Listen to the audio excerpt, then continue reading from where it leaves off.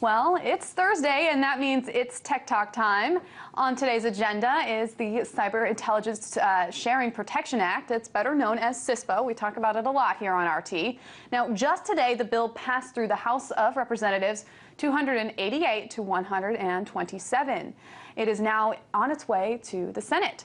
CISPA is causing a bitter divide in both the Capitol Hill as well as in Silicon Valley.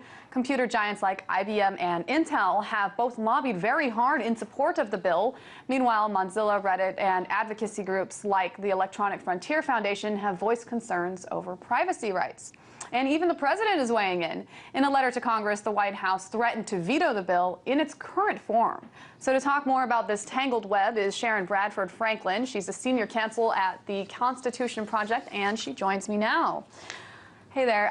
So I use the internet every day for work, for play, for everything. I'm sure you do. Most Americans do. How does CISPA change the way that I use the web or should use the web? Well, the problem is that the bill that was passed today by the House does not include adequate safeguards to prevent private companies from sharing your personal information with the government. And the basic approach of the bill is to promote information sharing between private sector and the government. And the basic concept of that is fine as long as we do have robust safeguards built into the bill. And unfortunately, we did not get that with CISPA.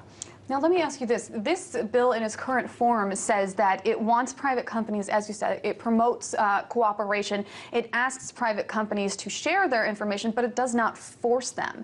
What does that mean? Well, that's correct. It is, quote, voluntary for companies to send information to the government, but it creates a huge incentive system because it provides broad-scale immunity from liability when companies do share that information with the federal government. And in fact, the breadth of the immunity provisions is another key problem with CISPA, because companies now, if they act in good faith, are immune for their information sharing, even if they engage in some behaviors that may be reckless or without any kind of reasonable planning involved. Well, let's talk about that liability. Let's talk about that. What does that encompass? What exactly can these companies get away with, and how will it affect us and how we use the internet? Well, the way the bill is structured, it poses all of the requirements on the government once it receives the information to protect our rights. And that is really troubling because we do want to make sure that companies have to play a role here in avoiding sending in your personal information to the government. The breadth of the immunity includes protection for any decisions made based on cybersecurity purposes. And that's a very broad term. It can encompass a whole lot of activity, including, as I mentioned, some that may be reckless if they perceive there's a cyber attack and they want to take action based on that. Now, as I understand CISPA, it essentially overrides a lot of the current laws that we have intact, including the Electronic Communications Privacy Act, for instance.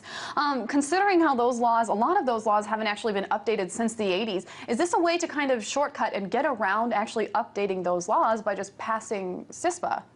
No, I wouldn't say that, and we still do have important efforts to try and amend those laws. The concern where the structure of the bill says notwithstanding any other law is that it trumps any existing privacy protections and safeguards in that regard that are already in place.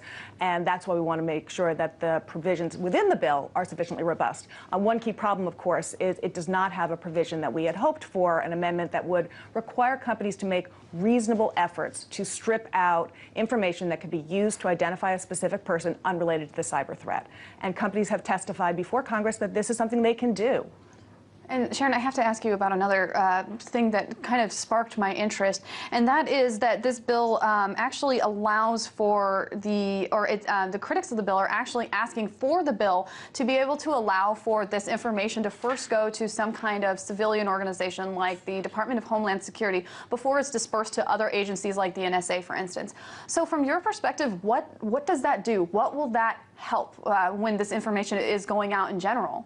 Well, the provision you just mentioned, that's actually one good thing that did happen. Very last minute, we got an amendment that was introduced on the floor. It was not one that was originally passed through by the that does help on this problem of maintaining civilian control.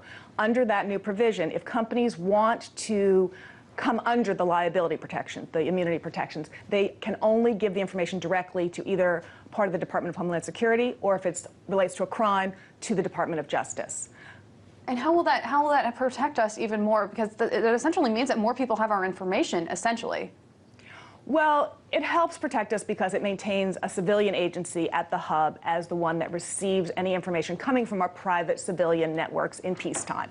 So that is a big improvement, and that was a key concern for us. Now, of course, the bill does require that the Department of Homeland Security and Department of Justice then set up rules to pass through information in real time to other agencies, including, of course, the NSA. But they will have to do that with policies and procedures in place that hopefully, at least through automated ways, can help minimize the personal information that is passed through to those other agencies. So more regulation. And we have a little bit of time left. I have to ask you about the money, the lobbying efforts that are actually going into this kind of thing. Now, I know on Monday, IBM sent over 200 executives to the D.C. in order to lobby for this bill. And as a result, 36 new co-sponsors, we can't say if those two are exactly correlated, but 36 new co-sponsors actually joined CISPA. So does this say anything about outside interests playing a role on Capitol Hill? Well, that's a good question. There certainly is some indication of that. There also, I do have to give some credit to the bill's sponsors for making some of these improvements, this one that we just discussed about civilian control being an important one. But of course, it didn't get far enough, and we still need to have much more robust safeguards for privacy rights, and hopefully that will come through the Senate if this bill does continue. Sharon Bradford Franklin, Senior Counsel at the Constitution Project, thank you so much for weighing in on this. Thank you very much.